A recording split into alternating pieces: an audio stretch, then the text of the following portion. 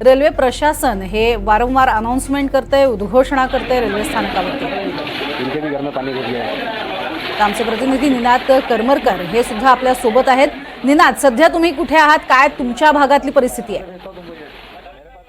प्रज्ञा, मी सध्या बदलापूर रेल्वे स्थानकामध्ये आहे। बदलापूर रेल्वे स्थानकात सकाळपासून गाड्या ज्या आहेत त्या सातत्याने रद्द केल्या जात आहेत। भांडूपमध्ये जे रेल्वे रुळावर पाणी साचलेलं आहे त्याच्यामुळे बदलापूर रेल्वे स्थानकापासून ज्या ट्रेन सोडल्या जात आहेत त्या फक्त ठाणे रेल्वे स्थानकापर्यंतच रेल्वे सेवा जी आहे ती सुरू असल्याची उद्घोषणा केली जाते आहे। आणि त्यामुळे बदलापूर रेल्वे स्थानकात आपण पाहू शकता मोठ्या प्रमाणात गर्दी जी आहे ती या ठिकाणी सकाळपासून चाकरमान्याची झालेली आहे।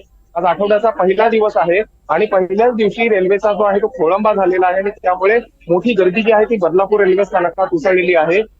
रेल्वेकडून उद्घोषणा केली जाते की रेल्वे सेवा ही फक्त ठाण्यापर्यंत सुरू आहे, त्यामुळे अनेक प्रवाशांनी परतीची वाट धरलेली आहे। प्रवासी पुन्हा एकदा घरी जायला निघालेले आहेत, मात्र तरी सुद्धा अनेक प्रवाशांना अद्याप माहित नाहीये की रेल्वे सेवा जी आहे ती बंद आहे आणि त्यामुळे अजून सुद्धा या ठिकाणी आपण पाहू शकताय रेल्वे प्रवासी जे आहेत ते मोठ्या प्रमाणात घराबाहेर पडतायत। रेल्वे प्रवाशांची गर्दी या ठिकाणी आपल्याला पाहायला मिळते आणि रेल्वे सेवा कधी सुरू होणार हाच प्रश्न जो आहे तो रेल्वे प्रवाशांना पडलेला आहे। रेल्वेकडून अपडेट्स जे आहेत ते देण्याचं काम या ठिकाणी केलं जात आहे, मात्र पाणी जोपर्यंत ओसरत नाही तोपर्यंत मुंबईकडे जाणारी रेल्वे सेवा सुरू होणार नाही असे एकंदरीत चित्र या ठिकाणी पाहायला मिळते। निनाद, दुसरी काय पर्यायी व्यवस्था आहे? जर रेल्वेनं नाही तर दुसऱ्या कोणत्या मार्गाने लोक जाणं प्रेफर करतायत? कारण अनेक शिक्षक असतील किंवा अनेक हॉस्पिटलमध्ये जाणारे लोक असतील ज्यांना जाणं हे अत्यंत गरजेचं आहे, अशा लोकांसाठी काय वेगळी व्यवस्था होतीये?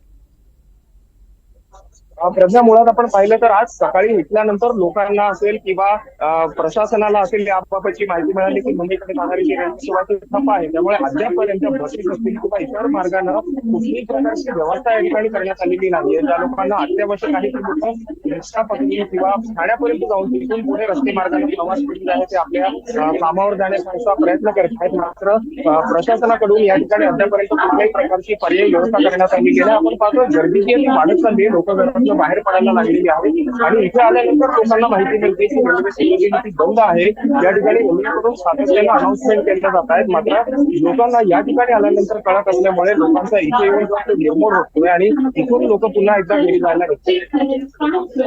नक्कीच निनाद, तुम्ही आमच्या सोबतच राहा।